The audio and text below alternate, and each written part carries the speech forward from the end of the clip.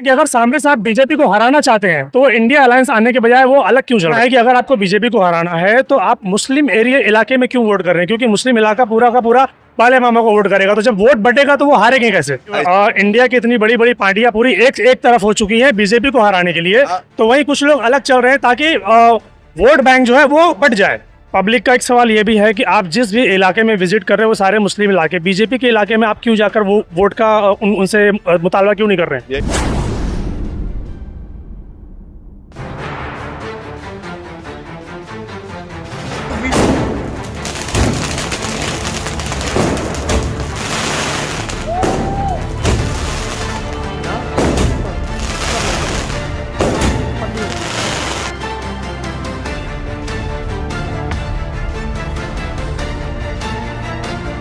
Hello friends, मैं उबैद और आप देख रहे हैं भिवंडी टाइम्स न्यूज़। इस वक्त मैं मौजूद हूँ जैतूनपुरा छोटा स्लेब पर। आज यहाँ पर नीलेश सांबरे जी ने यहाँ पर एक विजिट किया, एक कैंपेन की, लोगों से मुलाकात की और उनको भी फिर से वादे किए कि हम जब जीत कर आएंगे तो यहाँ पर बहुत सारे काम करेंगे। तो चलिए, हमने कुछ पब्लिक ने हमसे ये सवाल करने को कहे थे कि उनसे ये सारे सवाल करने हैं कि अगर बीजेपी को हराना है तो क्या होना चाहिए। तो चलिए, हमने उनसे सवाल किया, आइए आपको दिखाते हैं कि उन्होंने इसका क्या जवाब दिया।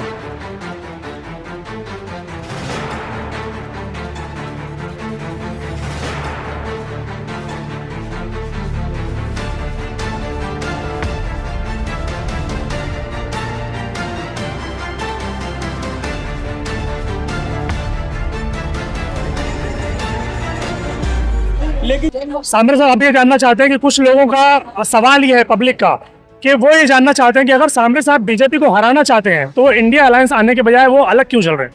हमने कांग्रेस से टिकट मांगा था लेकिन वो सेटिंग हो गई ऊपर से। राष्ट्रवादी का यहाँ पे ताकीद ही नहीं है, शरद पवार का 50,000 वोट नहीं, लेकिन सेटिंग करके बीजेपी वाले ने राष्ट्रवादी के साथ सेटिंग करके टिकट ले लिया। उनका ये भी कहना है कि अगर आपको बीजेपी को हराना है तो आप मुस्लिम एरिया इलाके में क्यों वोट कर रहे हैं, क्योंकि मुस्लिम इलाका पूरा का पूरा बाले मामा को वोट करेगा, तो जब वोट बटेगा तो वो हारेंगे कैसे। ऐसा क्या किसी का मकसद है? क्या काम किया है बाले मामा ने यहाँ पे, और एनसीपी ने क्या काम किया है भिवंडी में? तो कौन से दावे के साथ बोल सकते? शर्म नहीं लगती कि भिवंडी की हालत क्या है?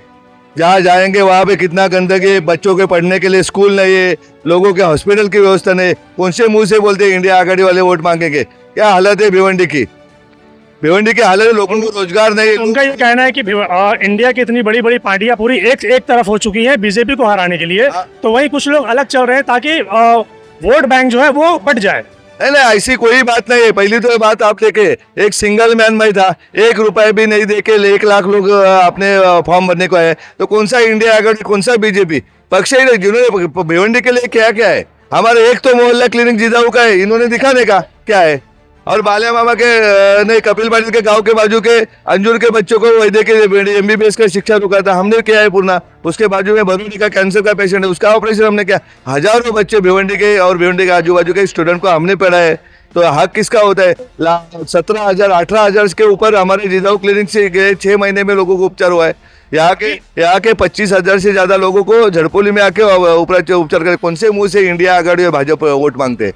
पब्लिक का एक सवाल ये भी है कि आप जिस भी इलाके में विजिट कर रहे हैं वो सारे मुस्लिम इलाके, बीजेपी के इलाके में आप क्यों जाकर वो वोट का उनसे मुतालबा क्यों नहीं कर रहे हैं। यही तो मुस्लिम लोगों को अलग बताते हैं ना, मुस्लिम और हमारे बहुजन समाज के सभी लोगों का अलग अलग बोला है। हमने तो मानसरोवर भी किया है, हमने जैन लोगों का मीटिंग लिया, हमने जैन धर्माचार्य ने हमें आशीर्वाद दिया है। हम हर हिंदू और मुस्लिम, हम हिंदू मुस्लिम, हम भारतीय है और भारतीय लोगों के लिए सेवा करना है। जो राज्य घटना के स्थापित जो सेवा है वो सेवा देने के लिए मैं आया हूँ। छत्रपति शिवाजी महाराज का भक्त हूँ और छत्रपति शिवाजी महाराज जैसा खुद का स्वराज्य खड़ा करने के लिए आया हूँ। और 100% आपको रात का टाइम है, अपना खुद का स्वराज्य खड़ा करेंगे। जो राजकारण है, पॉलिटिक्स है, वो खुद का पेट भरने का, समाज को जाति धर्म में बंटवारा करके खुद का पेट भरने का जो धंधा हुआ है वो कौन से भी पार्टी का रहने दो, तो धंधा बंद करने के लिए आया हूँ। मैं लोगों को आरोग्य सुविधा देने के लिए आया हूँ, बच्चों का एजुकेशन के लिए आया हूँ और युवा को रोजगार देने के लिए आया हूँ। और 15,000 लोगों को हर साल इस लोकसभा क्षेत्र में रोजगार दूंगा।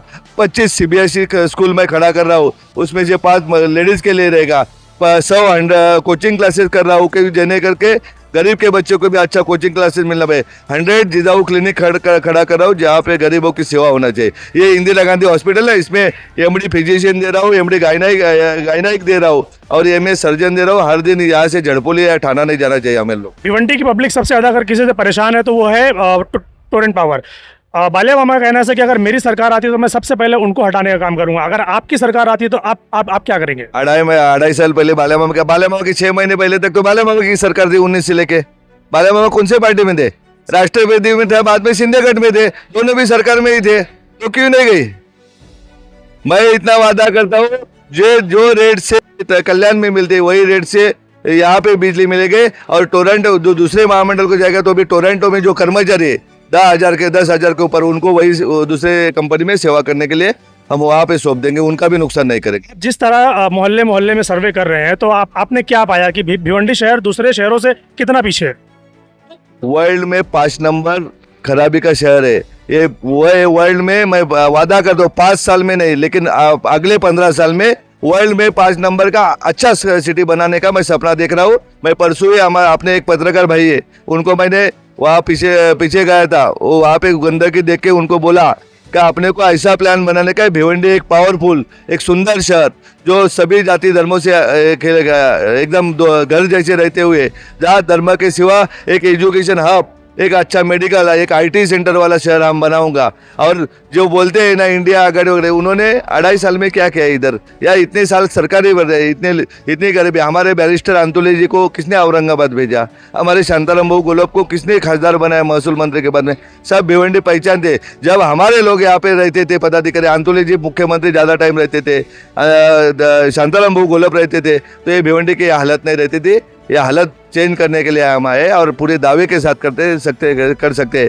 जैसा मेरा 200 लोग वस्ती का गांव है पॉपुलेशन का, मैं भिवंडी में कॉलेज में आता था 91 में। आज भिवंडी के नहीं पूरे महाराष्ट्र के 2000 बच्चे, शरद पवार जी के बारामती के और देवेंद्र फडणवीस के नागपुर के भी बच्चे अपने यहाँ पढ़ते हैं। और पूरे रत्नागिरी से लेके हर डिस्ट्रिक्ट के पेशेंट अपने यहाँ आते हैं। 5 डिस्ट्रिक्ट में नोटबुक बांटी जाती है, पूरे फार्मर लोगों को 5-5 आम का पेड़ देते हैं। हर गली, हर गांव, हर नगर में मेडिकल कैंप करके वहाँ के पेशेंट, मेरे घर के मेरे पिताजी, मेरी बेटी है, आप जैसे भाई है समझ के उनको सेवा देते हैं। हमारा काम है ना वो बहुत अलग काम है। ये जिनको इधर भेजा है ना उनको नहीं समझेगा, ये स्वार्थ के सिवा कुछ कर ही नहीं सकते। सब उम्मीदवार का देखिए इनकम स्रोत कितना कम दिखाए, उनका उत्पन्न का इतना छुपा है। जो देश के साथ गद्दारी कर सकते हैं उनको यहाँ पे निवडणूक लड़ने का किसी को अधिकार ही नहीं। Thank you sir.